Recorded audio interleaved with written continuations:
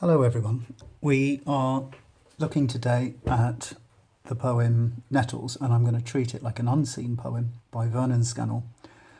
And I'm going to make two short videos, one just looking at reading the poem and making some annotations, and then a second video on first time reading, how to complete the first time reading sheet on the right hand side.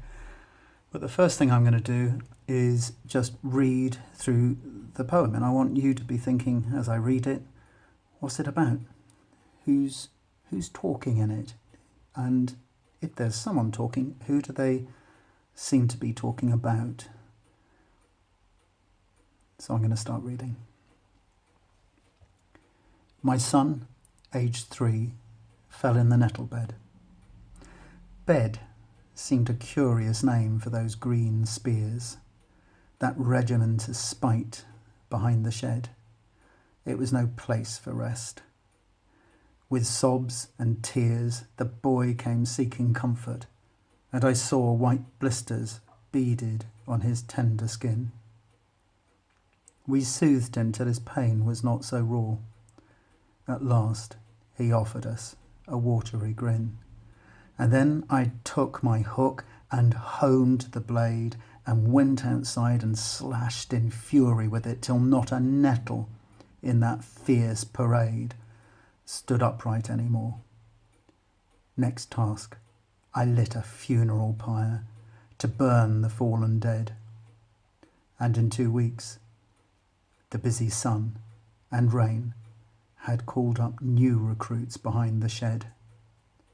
My son would often feel sharp wounds again. So, a poem. Interesting, some poems are made up and have an invented persona.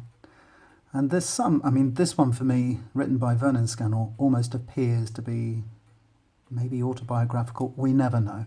It might be based on real events where he as a dad saw his son, a small little 3-year-old, fall into a bed of nettles, and anyone who has been stung by nettles will know how uncomfortable that must be.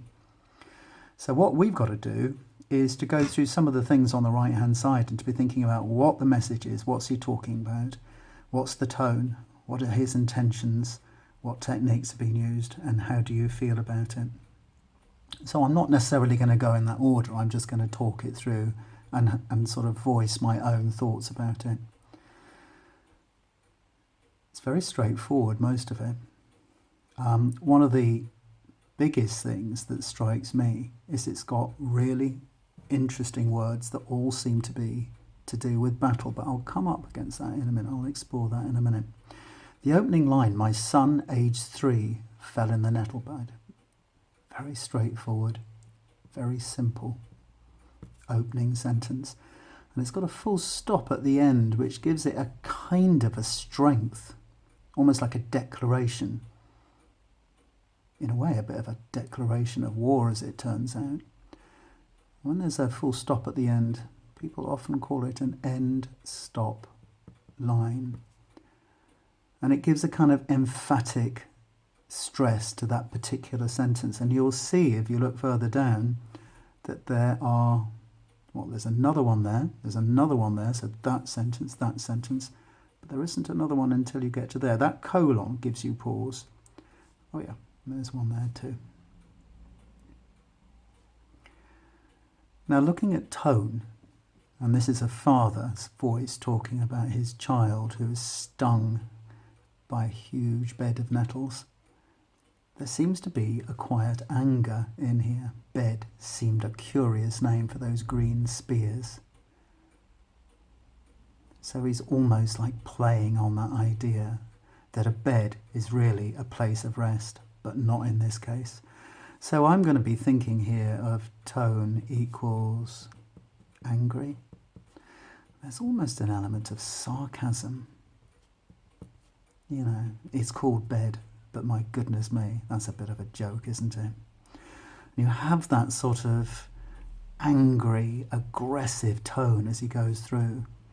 But by the end it does seem to have changed a bit, because by the end he's basically saying no matter what I do to those nettles, they're going to grow up again. And my son is going to be feeling those sharp wounds again. I can't protect him, in other words. So what is there at the end? Is there a kind of bitterness? Is there a sense of inevitability, resignation? The other thing that really strikes me about this poem is it's got all of these words that refer to armies and war, and that reinforces this bitterness as it goes through. So spear is a double-edged word there, because on one sense it means a little shoot of a plant, but on the other side, of course, it means something that can kill you in battle. And if you go through and you were reading this and you underlined all the words that have something to do with battle or army, regiment of spite, no place for rest, that's almost like a reference to graves, isn't it? He orders us, going all the way down through here, I took my blade, sharpened it, and I slashed in fury, till not a nettle in that fierce parade. A parade is a line of people either marching or standing to attention, stood upright. There we go, standing to attention. A funeral pyre, it's a sort of thing in ancient times that they would have used to burn a dead body. But tall recruits to the next army are being raised behind the shed after the rain. And my son will feel those wounds again. So they're not just talked now about, not referred to as bumps on his skin, but as wounds. So we got here a sustained metaphor running through the poem. Let me write a bit neater, which seems to be using words of war and battle. And that is a brilliant thing to be able to talk about. As well as that, there's a kind of marching feel about this poem all the way through. The words and the rhythm seems to be like that battle that he's facing. And if you notice, it's got great rhyming. So we got bed rhyming with shed, spears with tears.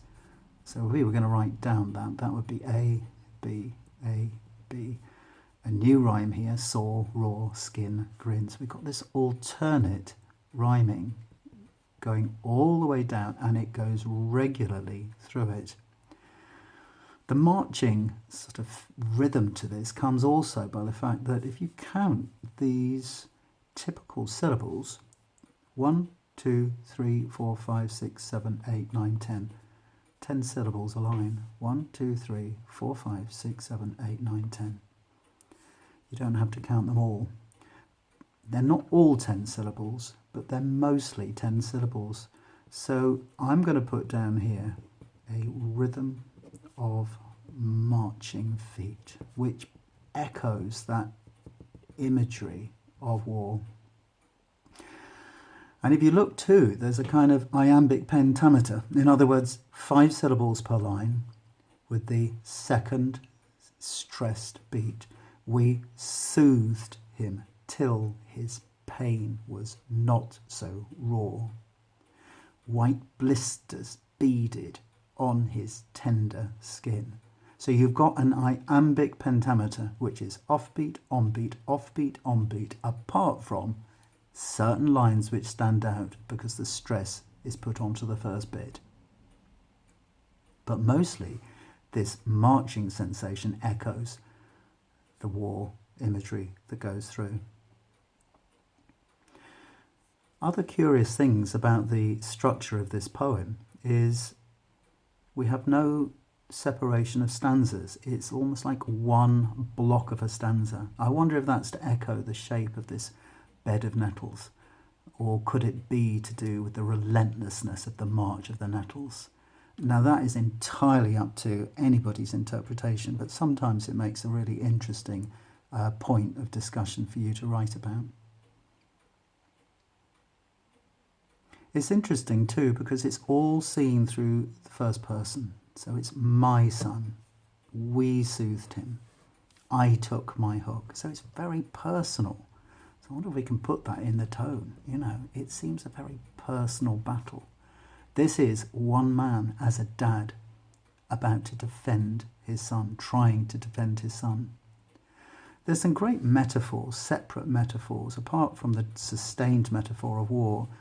If you look at that one there, a regiment of spite. Now, a regiment is a certain number of grouping in an army. Spite means hatred or meanness. So he's using that to give the idea that spite is lined up in huge masses trying to attack him. Got some other ones here too. Blisters, beaded. You know when you get nettle stings on you and they can rise up into bumps?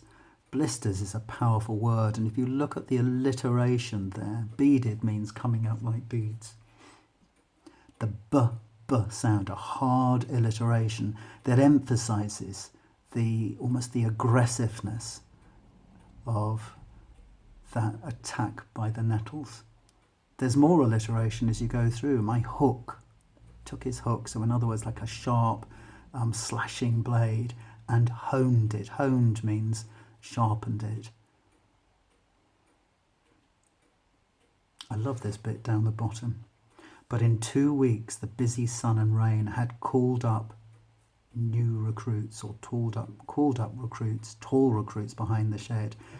Well, the busy sun and rain can't literally call up this new Nettles, but it's personification, and it gives a sense that